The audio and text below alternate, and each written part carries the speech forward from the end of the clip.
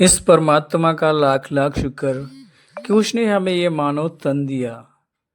ये मानव तन बनाया, लेकिन किस लिए बनाया, इसका क्या उद्देश्य है, आइए हम समझते हैं एक मटके के उदाहरण से। मटका पानी को ठंडा रखता है। उसके अंदर हम कुछ भी डाल दें तो उस मिट्टी के घड़े के आकार में कोई फर्क नहीं आता। अंदर चाहे जल डाल दें या तेजाब भी डाल दें, उसने तो वैसा ही वैसा रहना है।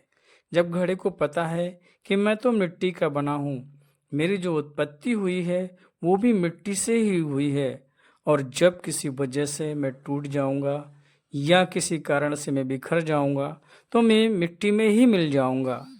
इसलिए कैसे भी परिस्थिति हो, मुझे उससे कोई फर्क नहीं पड़ता।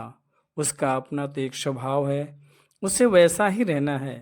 अपने व्यवहार में, अपने चरित्र में घड़े सा हमेशा अपने आप को याद रखता है कि कुम्हार ने मुझे पानी को ठंडा करने के लिए बनाया है, एक पात्र के रूप में बनाया है।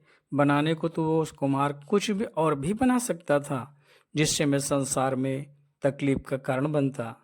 जैसे वो चिलम बना सकता था, लोगों को तकलीफ प्रदान करता, पर एक कुम्हार की बहुत बहुत कृपा हुई। उसने मुझे सबको प्यास बुझाने के लिए एक घड़े का रूप दिया। हम इसी तरह हमें भी शुक्राना करना है इस परमात्मा का। उसने हमें मनुष्य शरीर बनाया है, हम परमात्मा की प्राप्ति कर सकते हैं, वरना तो परमात्मा हमें कोई और आकार, कोई और योनि में भी भेज सकता था और किसी योनि में जन्म दे सकता था। हमने परमात्मा का तन भी मिला, ज्ञान भी मिला, सेवा और सुमरन करने का मौका भी मिला। ये परमात्मा की असीम कृपा है।